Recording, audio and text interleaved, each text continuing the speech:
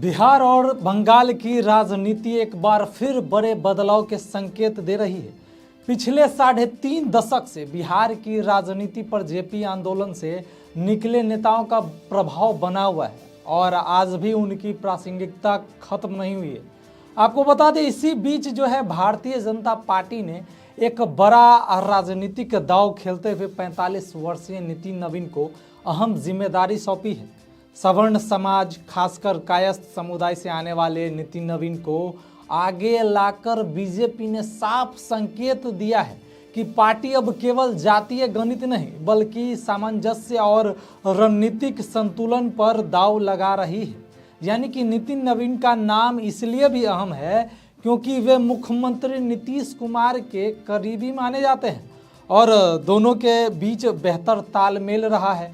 BJP के भीतर माना जा रहा है कि इससे बिहार में एनडीए की मजबूती के साथ साथ पश्चिम बंगाल की सियासत पर भी असर पड़ेगा।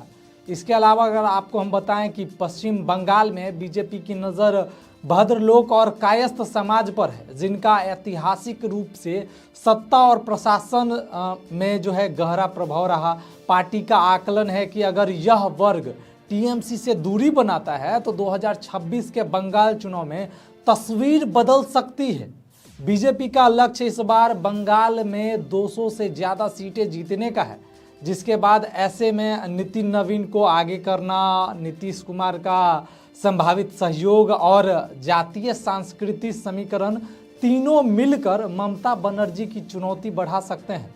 इसके बाद अगर बात करें हम तो अब सवाल यही है, क्या बीजेपी का यह मास्टर स्ट्रोक बंगाल में सत्ता परिवर्तन की नींव रखेगा या फिर टीएमसी एक बार फिर रणनीति से बाजी मार लेगी? इसके अलावा अगर बात करें, फैसला आने वाले चुनावी महीनों में होगा। उसके अलावा जो अभी कह सकते हैं कि बिहार की राजनीति के बाद जो है अब बंगाल की राजनीति पर अमित शाह पूरी तरीके से अब उसके इर्द गिर्द जो है रणनीति बना रहे हैं, क्योंकि बिहार की राजनीति में तो अपना रणनीति बनाकर बिहार में एनडीए सरकार बहुत अच्छी तरीके से जीती है। लेकिन अब जो है एनडीए सरकार, चाहे वो भाजपा अब कोई भी पार्टी से साथ मिल जाए, लेकिन अब अमित शाह का अब एक ही उद्देश्य है कि इस बार जो है ममता का सरकार वहाँ पे गिर जाए और फिर से एनडीए का सरकार बन जाए। क्योंकि एक बार आप ये कह सकते हैं कि अब जिस तरीके से अब बिहार में एनडीए सरकार बना, नीतीश कुमार अब एक्शन में दिख रहे हैं। नीतीश कुमार अब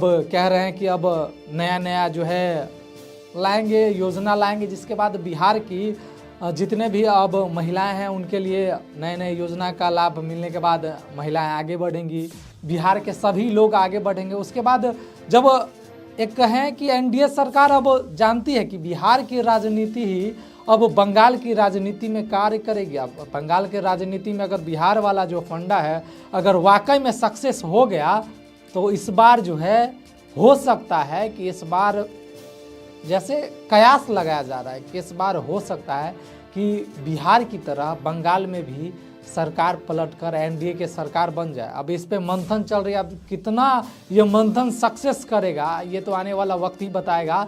लेकिन देखना दिलचस्प होगा कि आखिर जो अमित शाह रणनीति बना रहे हैं क्या ये सही में कारगर साबित होगा या फिर ममता जो वहाँ पे सरकार बनाए हुई हैं वो ऐसा ही सरकार आगे भी चलाएंगी। अब देखना दिलचस्प होगा क्या सरकार वाकई में वहाँ पे बदलाव होगा या नहीं। फिलहाल इस खबर में इतना ही। अब देखने वाली बात होगी कि बिहार की राजनीति और बंगाल की राजनीति में थोड़ा बहुत अंतर है, लेकिन राजनीति है, कल क्या हो जाए वैसा कोई कुछ कह नहीं सकता। फिलहाल इस खबर में इतना ही। अगर आप हमारे चैनल पे नए आए तो हमारे चैनल को लाइक कीजिएगा, सब्सक्राइब कीजिएगा। तब तक के लिए धन्यवाद।